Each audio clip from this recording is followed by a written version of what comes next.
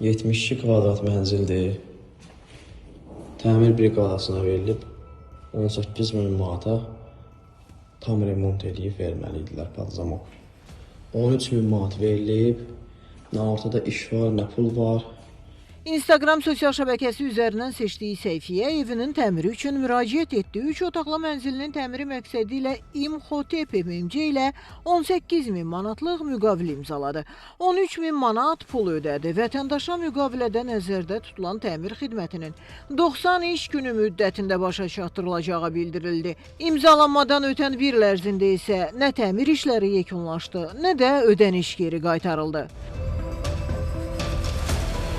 Belə bir iddia ilə Suraxanı rayonu Malik Mustafayev küçəsi bina 27 sakini Asif Qasımov Xəzər xəbərə müraciət edib. O bildirir ki, dəfələrlə İmhotep MMC-nin direktoru Rauf Rüstəmovla əlaqə saxlasa da o vətəndaşın çağırışına məhəl qoymayıb. 3 etapa pul ödənilirdi. Birinci etap pul ödənilib, başlayıblar mayın 26-sı işə. Dizayn gəlib, verilib dizayn, üstündən 10 gün keçib, ustalar gəlib. Ustalar gəlib birinci etapda normal iş gedirdi. İkinci etapa keçəndə ustalar başladılar gəlməməyə. Mən hər dəfə zəng edirəm ki, mənim işim nə oldu, işim niyə yarımçıq qalıb, bugün sabah işimi ləngidirlər.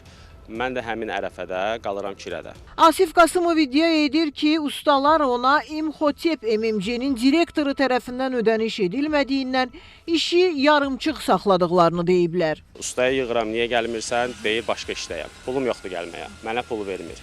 Mən də verdiyim pulun qarşılığında nə materialım gəlir, nə də ki, ustalar gəlir evə. Heç nə yoxdur, yarımçıq evim qalıb. İkinci etapın pulu da ödənib, 11 min pul verilib.